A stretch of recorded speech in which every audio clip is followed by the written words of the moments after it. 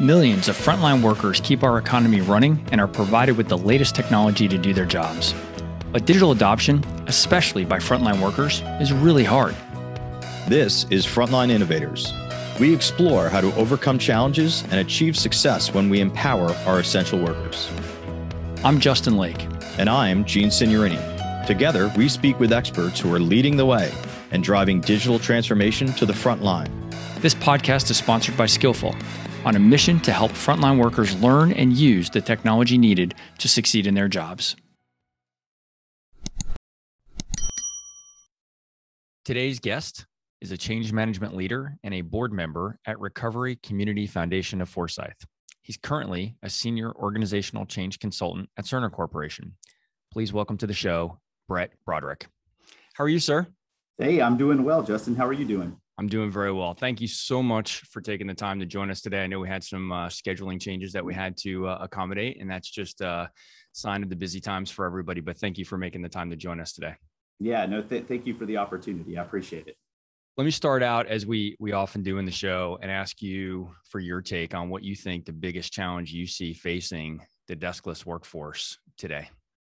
Okay, that's a good question. And I think that my answer is probably, it's not the answer that a lot of people want to hear, but I think that in my experience and things that I see, I feel like this is it may even be twofold, but I think the biggest issue that we see facing the deskless workforce or the frontline workers is efficiency. And I know that that's what everybody's working towards, right? We're working towards efficiency. We've got technologies that are coming out that are helping, bring about collaboration, bring about efficiency. But the problem is with efficiency is to what ends are we looking to better and experience productivity.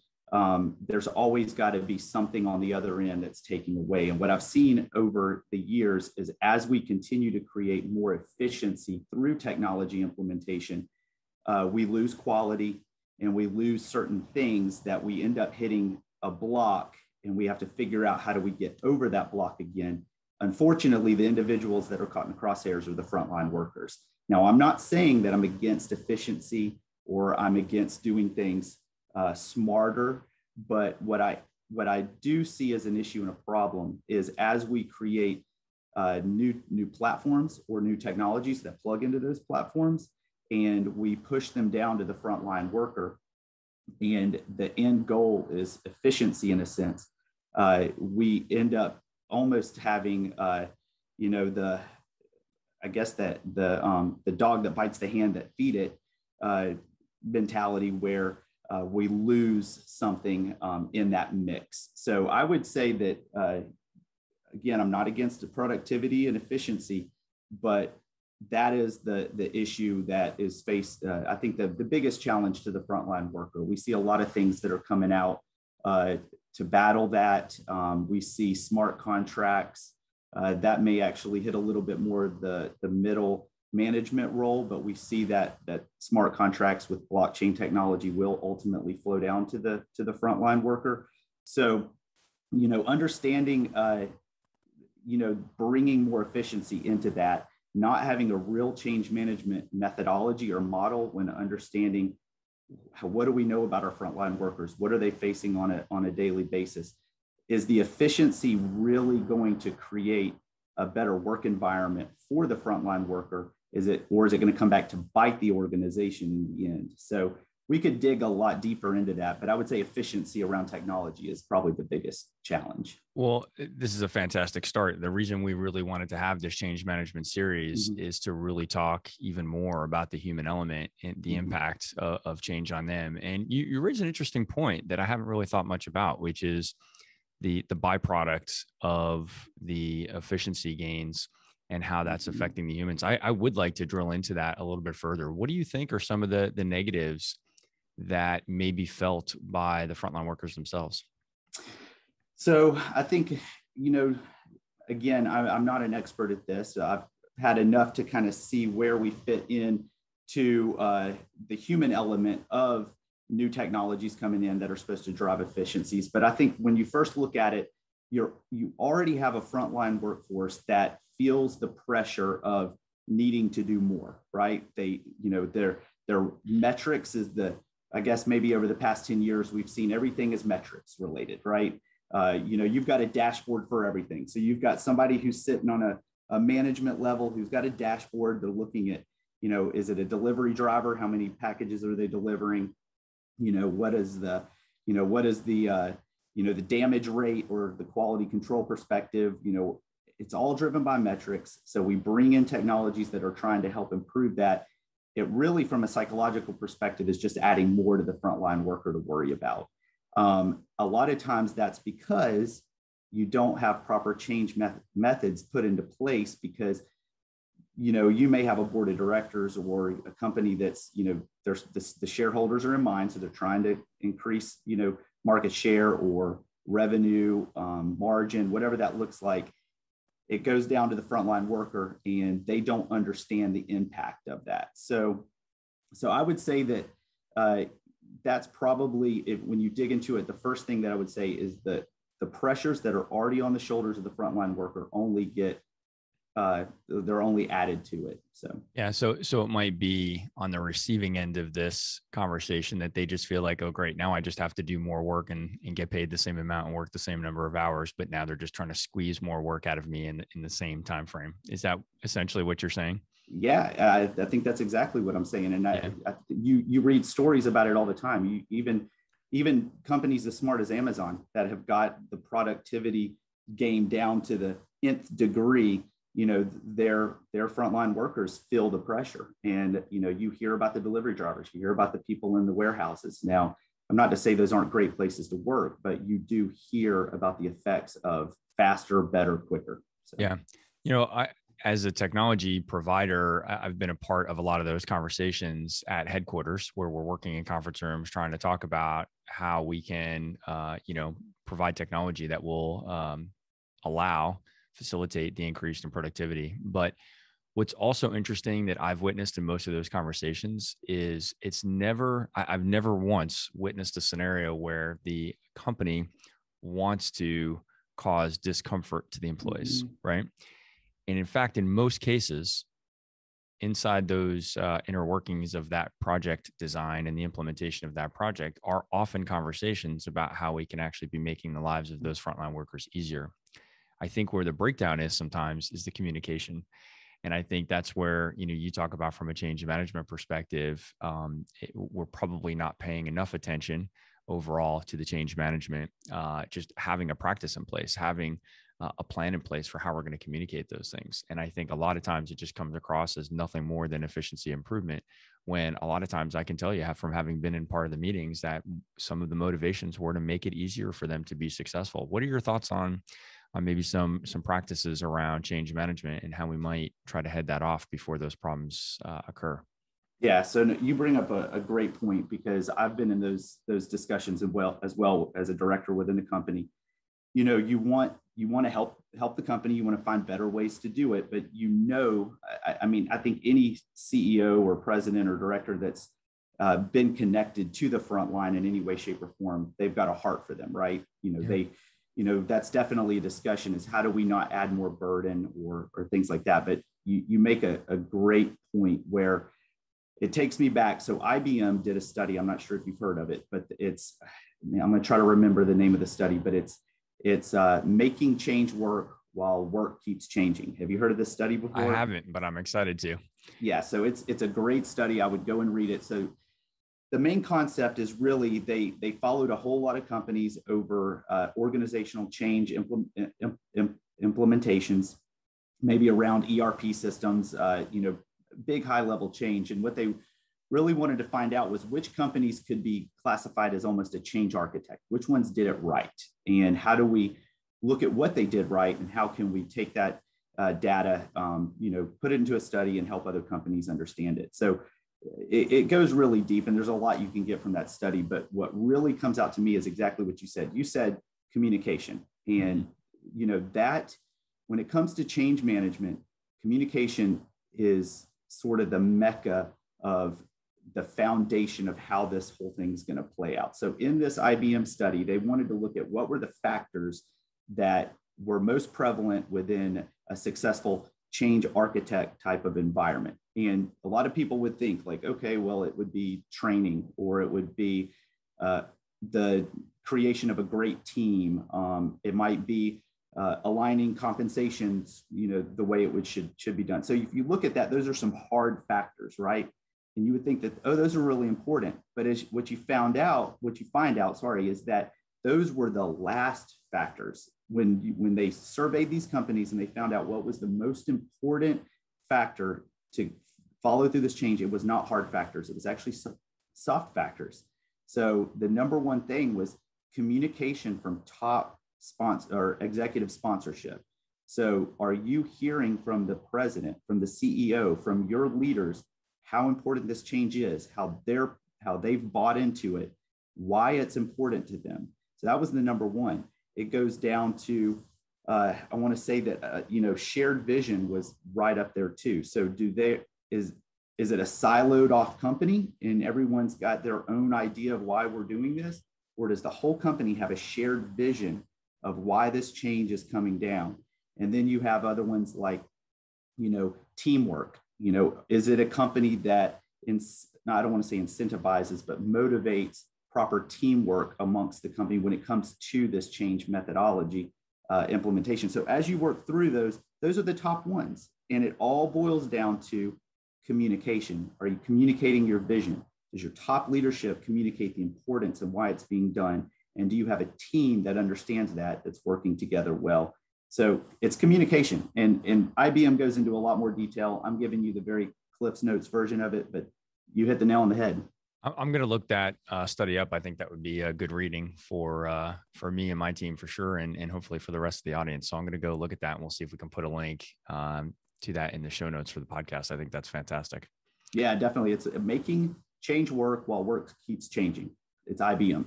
Okay, that's perfect. Thank you. Yeah. When we think about the challenges from the deskless workforce, and we talk about the fact that it's increasing, efficiency, and that's adding a lot of pressure to them. Do you think they would be saying the same thing if we were to ask them, if I interviewed them on a podcast and said, what is the biggest challenge that you're facing, flipping that around from their view, looking back to the company? Do you think they'd say the same thing, that that's their biggest problem? I think they might still, again, that this is a hard one to do. I think that's what they feel. I think that's definitely going to be one of the first things that come out of their mouth. Anybody who is a frontline worker who truly has passion for that work, quality is a big piece of why they like to do it, right? So they want to know that they do their job well. They want to make sure that they have the resources to be able to do that job well. So you may hear that if they feel that top management doesn't understand that the quality of the work that they put in is important to them, then yes, I think they may hear it. But if you were to question the frontline workers, I love change management methodology. So I'm going to go back to a lot of things that I've learned, but ProSci, which is a huge leader in change management, they've kind of coined the ADKAR model, which is one that I typically love to work with in that methodology. But they have really identified 10, and I'm not going to be able to name all 10 of them, but they have named 10 characteristics that the frontline worker or the individual is really concerned about when it comes to any type of organizational change that comes down to it. So you're going to typically hear one of those 10 areas. And a lot of those things are what's going to happen to their standard operating procedures, right? Are those going to change? What's going to happen to the location and how they work? Is that going to change?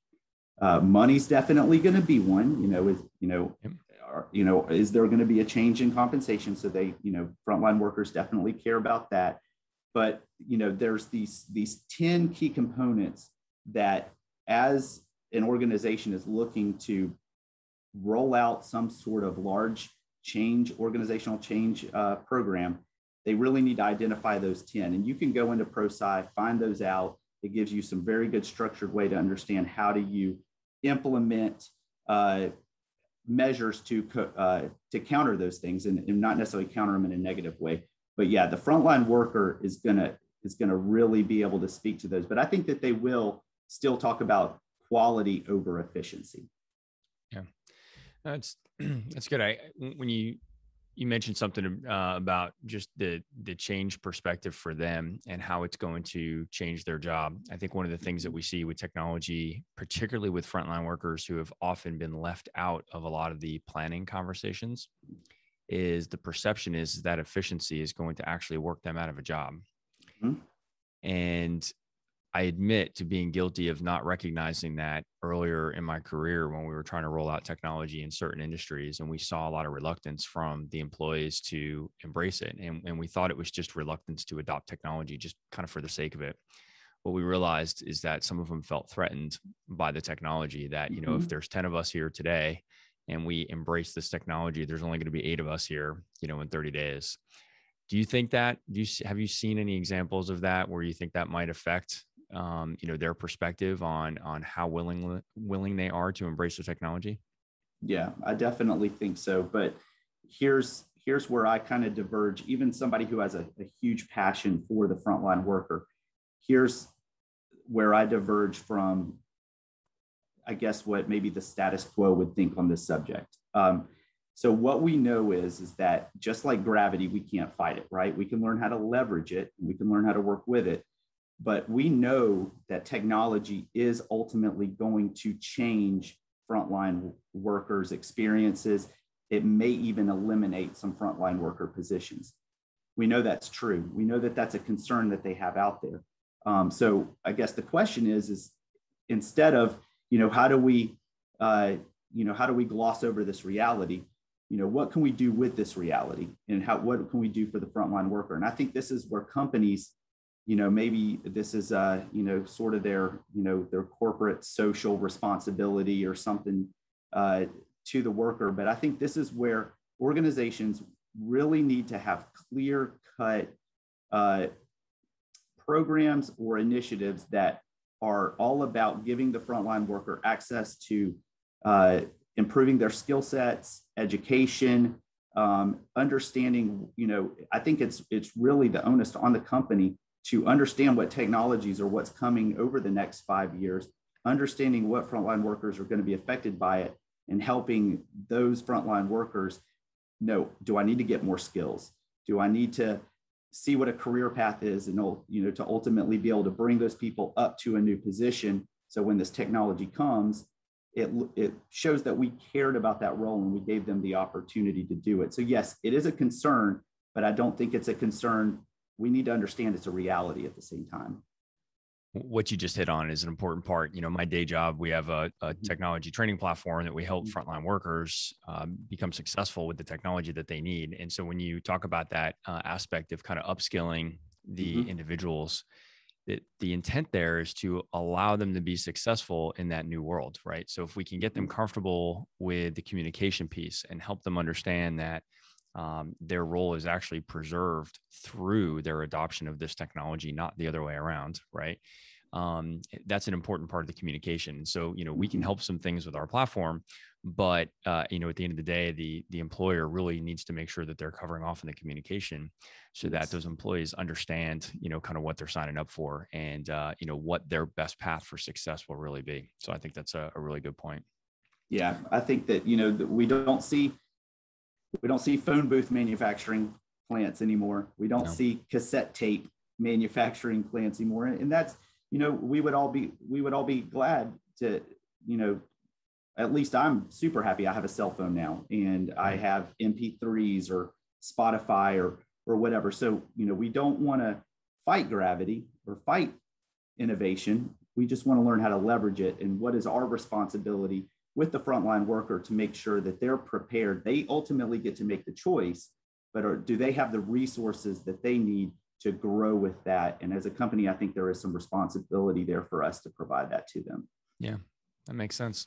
Tell me a little bit about your role at Cerner, if you don't mind. Just share a little bit of what you are spending your day on and what you're responsible for, and how your passion for change management is affecting your role there. Yeah, so I love my role with Cerner. You know, coming into the healthcare space was my wife was a nurse. She now stays home with the children, and we've always had a passion for healthcare, and being able to get into change management within Cerner was really a dream, to be able to see that opportunity. I'll make a little plug for change management real quick, and the fact that this is my heart, but the greatest things that we see in this world would not be here without change management, right? If you've got a heart for the environment, that took change management methodology. If you've got a heart for diversity and inclusion, that took change management. If you have a heart for, the way that, the world, looks at, foreign policy, that takes change management. So it all falls in there. But when I was able to come into Cerner and apply my passion into that, it really changed a lot for me. On a day-to-day, what that looks like is we work with hospitals and healthcare organizations to implement what is called a new EHR, electronic health record. So the way to best look at that would be, if you understand what an ERP system is, it's almost the same way. It really connects everything within the hospital, allows for communication. It is the patient's health record, but it also does things like connects with billing and connects with pharmacy. It does really everything there. So you can only imagine when a hospital has been utilizing a system and everyone understands that system, they know it, and then you come in and you bring a new system, the change is high, and it causes a lot of anxiety, it causes a lot of frustration. In a world where it's see more patients, get through the patients quicker, this is where that frontline worker perspective of quality comes into play, because doctors and nurses care about patients. They know they have to document. They know they need to make sure that they cross their T's and dot their I's when it comes to all the regulatory pieces of healthcare, but their heart is taking care of patients. So when you bring in a new EHR, the first thing that they get frustrated about is how is this going to change my day in taking care of a patient? Is it going to cause more clicks within the medical record? Is it going to take away from the time that I have face-to-face with the patient and have me buried in doing documentation? So what my job is to do is to come in and really understand what their current state is. What does it look like? What are they doing today? How many clicks are they currently doing within the EHR? And then what is that time that they have with their patients? Then what I do is I take their future state within the new EHR. So when Cerner comes in, their system will be the new EHR. And I take the current state and we look at what the future state is going to be, and we identify those change impacts in the middle, the gaps. So what we work through those gaps through a lot of different methodologies. We do things called start, stop, continues, and help them work through those areas that might be on a higher level from what they used to do to what they're going to do now. But what we ultimately do is we lead them through the transition phase. And so I don't know if you're aware of William Bridges' transition model, but it's just a very simple model that kind of shows when an individual goes through transition, they're operating at a productivity level of, let's say, 4. And as they go through transition, ultimately, they're going to follow almost an inverted bell curve where they drop a little bit below the productivity line. They experience what they call FUD, so fear, uncertainty and doubt. And then through that transition, it leads them back up into a productivity level of hopefully either at or higher than where they were before.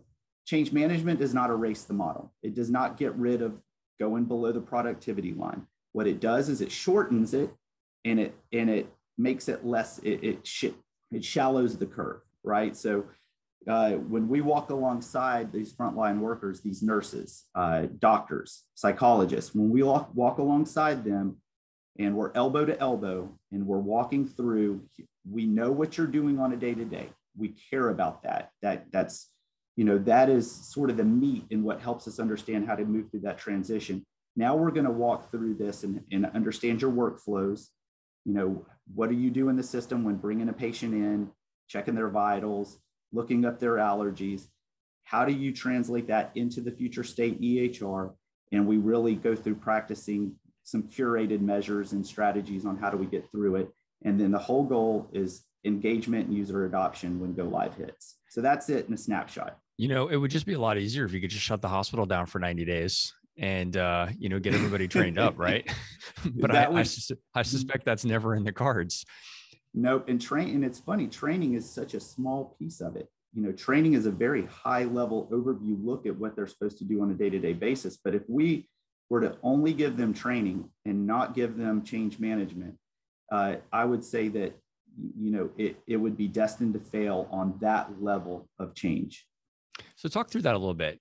Talk through where you see the delineation between change management and training. Help us understand where the lines are drawn. Yeah, that's a great question. So training is just one section of change management. So I'm going to walk you through the ADKAR model real quick. I don't know if you're familiar with it or your listeners are, but to me, the ADKAR, and that's an acronym, and I'll explain it in a minute, to me is the best to date methodology that really helps look at change management from an organizational perspective, but also from a individual perspective. Because remember, change happens at 30 feet, not 300, happens on an individual level, but organizations have to be able to understand it. So ADKAR stands for awareness, desire, knowledge, ability, and reinforcement. And it is a linear progression. So you can't jump from awareness and then jump over to knowledge. You have to basically work through those processes, and I could spend an hour talking about them, but training falls within the knowledge piece. So if you go straight into an organization and say, hey, we're rolling out a new time clock technology, and you're going to come in and we're going to do a 2-hour training, and then you guys are expected to do it every single day. Well, what you missed was you missed the awareness. Why do you need a new technology? What is the reason? And are you bringing awareness to the frontline worker and having them buy in for that? Well, once they're aware that there's a necessity for it, that creates a desire. And if you're really good at those top soft skills, the CEO of the company is excited about it, shouting it out. He or she's going to drive desire within those frontline workers. Once the desire is there, that's when you can get into the knowledge. That's when you can bring in the training. That's when the people will be engaged into understanding the training. And then once you get through that training piece, then you really have to identify the ability of the individuals to accomplish the task. Do they have the resources and the tools? Or do they have the ability to implement what they learned in training in their day-to-day job operations? And then there has to be a reinforcement going out of that. Incentivization, not just financial, but incentivization of, hey, are we giving high fives when we see that they're using the new technology? Are we speaking against negative barriers that would have someone continue to want to use that? So training is just knowledge, and that is only one piece of the change management methodology. Yeah, that's fascinating. Does the reinforcement part in your mind, you really talked about that as kind of an incentive and perhaps, positive reinforcement. Do you see also any type of support? I mean, we're very focused on the technology aspect of this. So does support fall into that reinforcement piece? In other words, if somebody forgets how to do something, they've lost the knowledge, they've no longer retained that. Does that fit into like saying, how do they then go to have a knowledge base accessible or have other resources available to them, or picking up a phone and calling 1-800-HELP desk or something like that? Does that fall into that last piece? Yeah, definitely. 100%. So, but where I think anyone or any technology company has that 1-800-HELP desk, right? Yeah. And 9 times out of 10, when you've got to call that 1-800-HELP desk, you're already frustrated. Companies are not typically the best at providing answers. They have somebody that has a very baseline knowledge and understanding of it. So where that reinforcement really needs to come from, and this is where technology companies need to work with the adopters. So the companies that are purchasing the technology, that reinforcement needs to come from within the company. So you need to do some things like build out a workforce of technology ninjas. If it's your technology, find those individuals that are within those adopter groups. Again, that's another study out there of the adopter groups. Are you an innovator, an early majority? find those people typically within the early majority of an adopter group to be those ninjas that are going to be planted within the office, that when somebody's having an issue with the technology, they can go to their inner workforce, their peers, to get that support. And then you also create a reinforcement area to say, like, okay, hey, for the next 90 days after we hit go live with this new technology, we're going to have weekly areas where we do office hour sessions, or, so if you're out there in the field, you can zoom into the IT office, and we're going to answer questions as they come up. So I think that the reinforcement, although you definitely need the company to provide that help desk support, you've got to build a good structural reinforcement foundation within the company that adopted the technology. And I'm not a change management professional, although, we're involved with folks like you who are. But one thing that I've noticed is helping those users understand that support infrastructure is going to be in place later. It really removes a lot of the stress from the initial adoption. I think one of the things I've witnessed is when users are very anxious about having to absorb an awful lot of information and then lock it in as if this is the last time they're going to be able to learn this, right? That creates a lot of stress for folks. And so communicating early and often that we're going to do the best we can to transfer this knowledge to you right now. But even after you go back about your role, we expect that you're going to have some questions, and that certain, particularly things used in technology that are used infrequently, those seem to be one of the areas of biggest concern. Logging in and some of the basic functionality, you do that every day. And so you pretty much master it a day or two into this, right? But there are certain functions that you may not use for weeks or months at a time. And when you encounter those things, there is an infrastructure here to support you on that. So you're not going to be left out on an island. That's right. Yep. You hit the nail on the head. I think you've got to understand that technologies these days, we live in a VUCA world, right? Volatile, uncertain, complex and ambiguous. And so our technologies are a lot the same way. So there's so many things that we don't understand about the functionalities of them. A lot of times technology companies, even the individuals within those companies, don't know about all the tricks and the tools and things that can be done within it. So I think that when you have your frontline workers or your individuals within an organization, when they understand that, yes, we have a long rolled out rather than just real quick, hey, we got it, we've got a day of training, you're going to use it, it does create less anxiety. It helps them jump on board with saying, hey, this is going to be good, especially if they have that awareness and desire. But I had a client that rolled out an entirely new scheduling system, and they got a 3-hour training and they were expected to use it. And they did not retire the legacy system. So you can probably only imagine what happened within that company. There were some individuals, the innovators, that were all about it. They jumped on it. They wanted the new one. But anybody after the early majority, they were resistant to taking the new change, especially since they did not do away with the legacy scheduling system. They just stayed using the old system. Why wouldn't they? Why wouldn't they? You're right.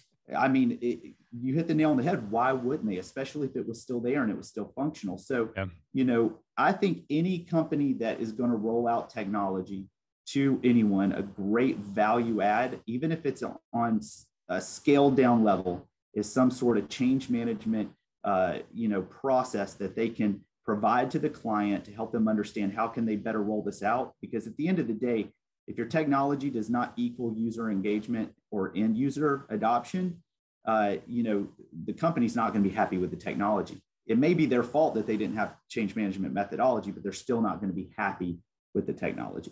Yeah. That's a really good point. And I want to transition a little bit to your past and how you ended up in the role that you have in the profession that you're following through with today. So first of all, you're based in the Atlanta area. And I would love to just talk through a little bit about how you ended up in this role. If you would like to go all the way back to school and things like that, I'd love to hear that story about how you ended up in the role that you're in today. Yeah. So, I'll start it off. I'm a person in long-term recovery. And a lot of times when individuals who are in long or when individuals tell their stories, a lot of times it looks like a straight train track down the road, right? They start here, they go, and they end here.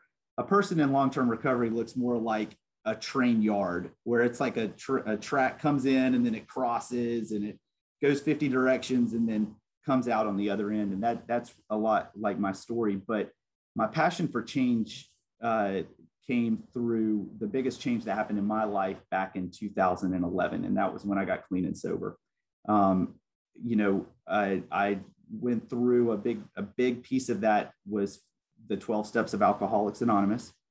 And if you look at it, that's really a change management methodology in itself, right? I mean, it really predates every organizational change management methodology, but it really is. And if you look at it, each 12 step, you can really put into the ADKAR model from awareness.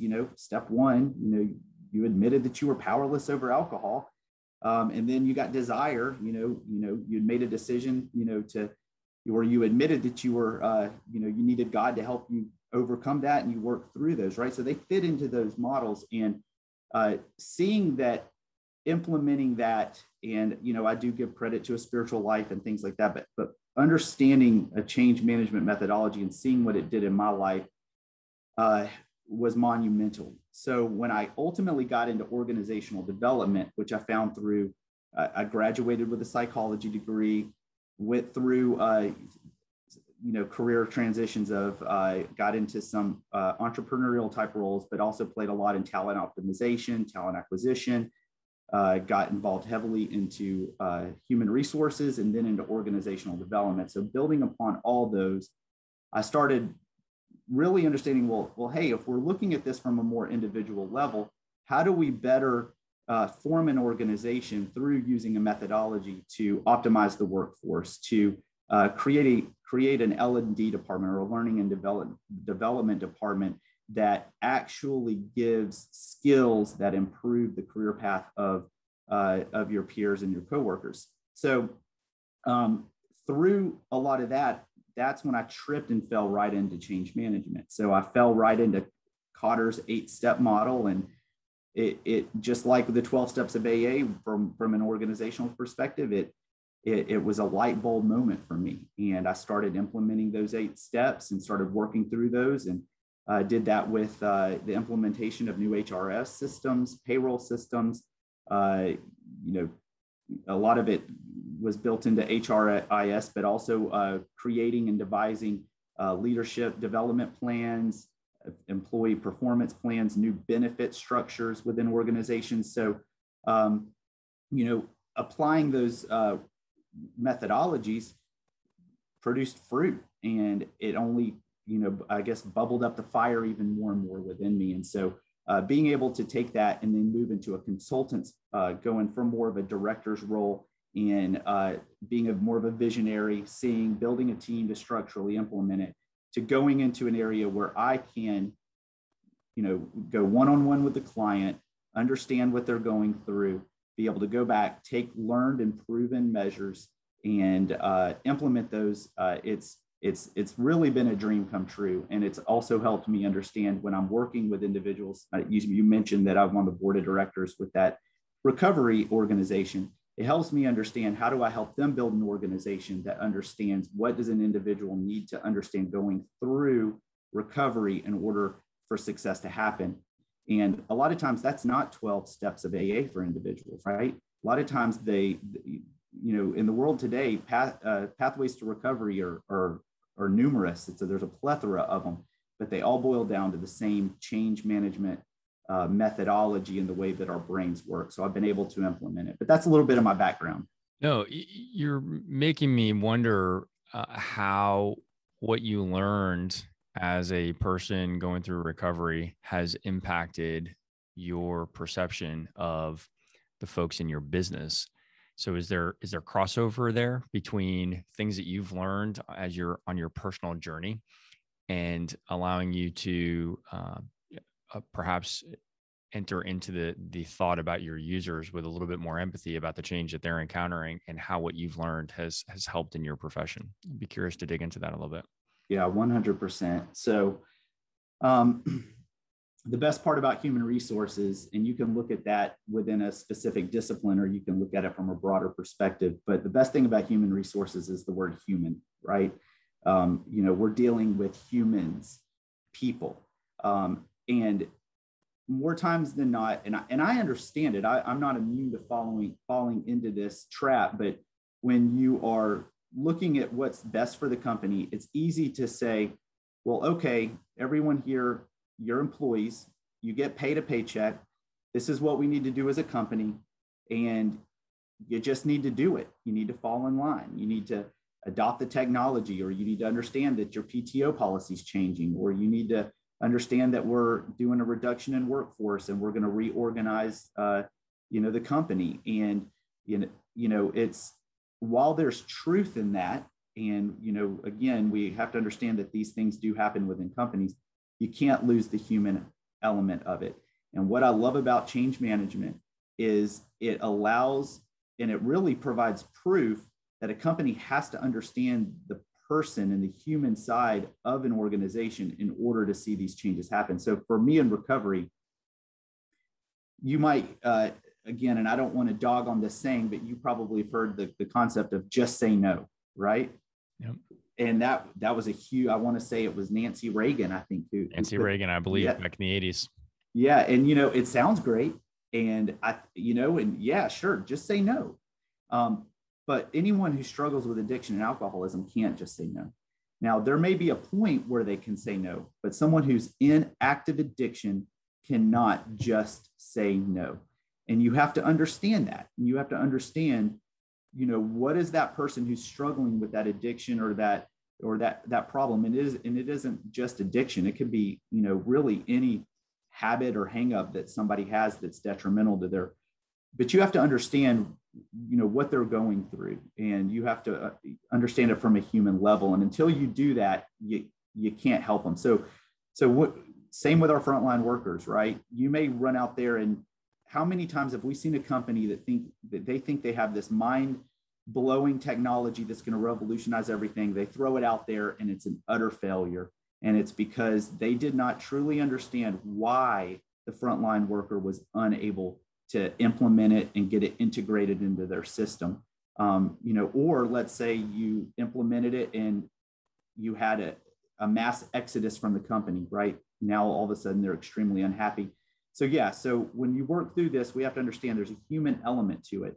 We can't they're not robots. They're not cobots. They're not, they're not autonomous, individuals that don't have feelings, histories, pasts, or abilities that are different from others that make it hard to implement it. So being in recovery, working with others, if I'm working with someone who has financial resources, that person, I have to work with them differently than someone who has no financial resources. So I've got to look at it, and that's just one variable. But I think you're the first person on the podcast to reference the kind of financial, demographics of the users.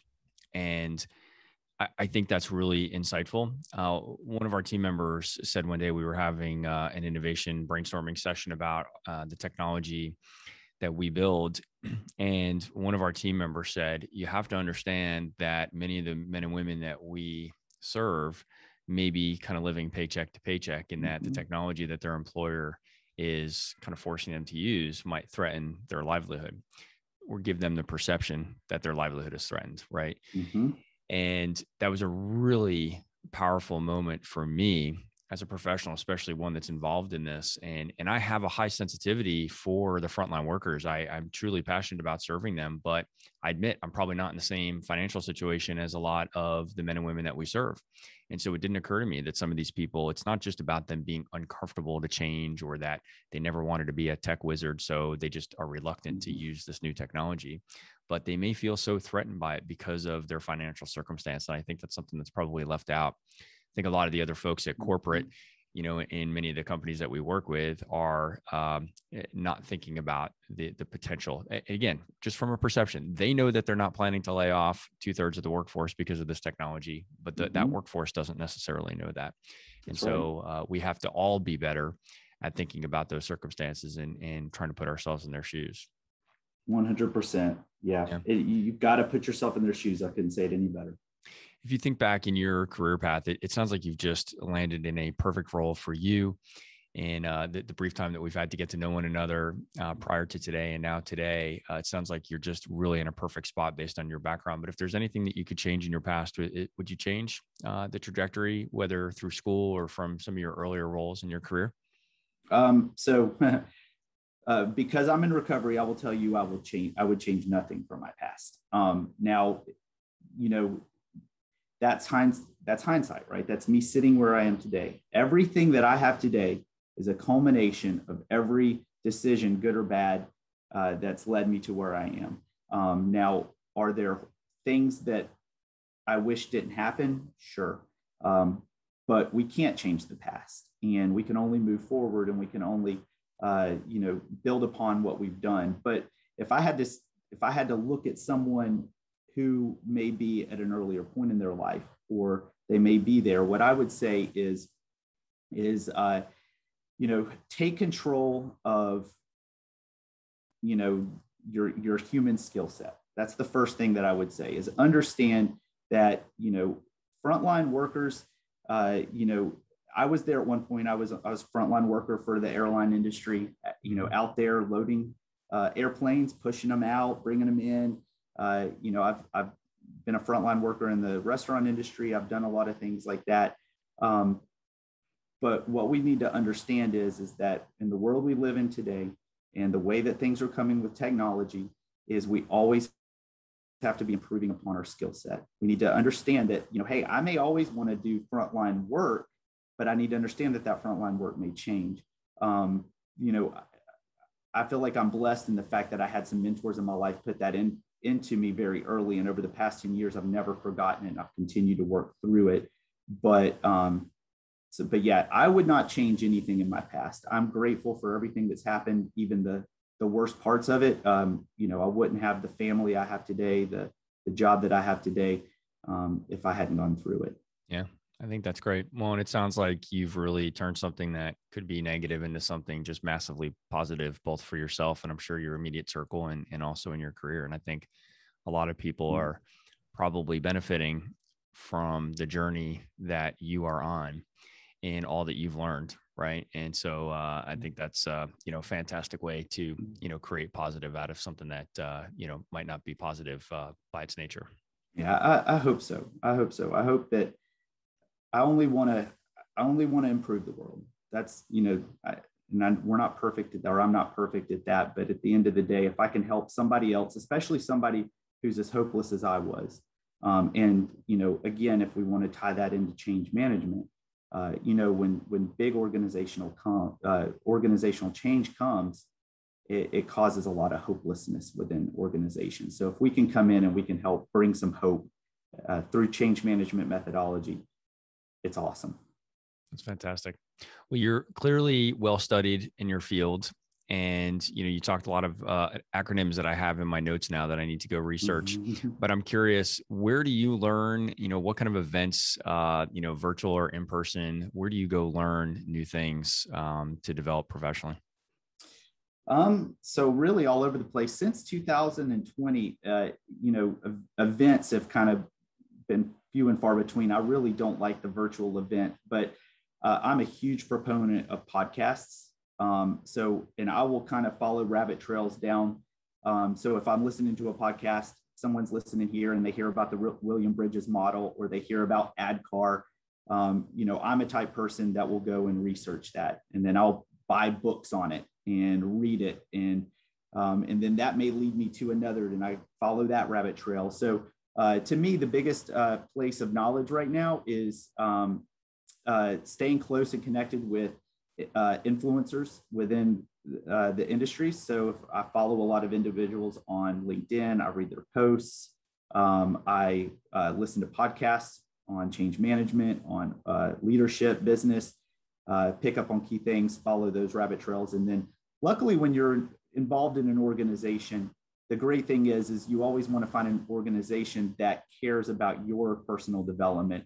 So, they provide resources as well, and training and they want to make sure that my skill set is up to par. So they provide those resources. That's why I love the companies that my previous company, Prime Retail Services, as well as Cerner. They're very involved in making sure that we're given the resources we need to do our job well. And now we collectively need to pass that on to the others in the organization, right? So that they have that same feeling that we are there helping them to develop and ensure success in their roles, both, personally and in their roles, right? 100%. That's good. I knew this was going to happen because it's been a great chat, but we're already coming up at the end of our time here. So I need to wrap it up there, but I really appreciate you taking the time to visit today. And I'm going to put a couple of the links in the show notes for the audience to some of the articles and to the organizations that you mentioned today. So thank you for sharing some of that. Yeah, no, thank you for the opportunity. Anytime. This was fun. Okay. Well, we're going to wrap it up there. I hope you found this conversation as enjoyable as I have. And if so, please share and rate the podcast.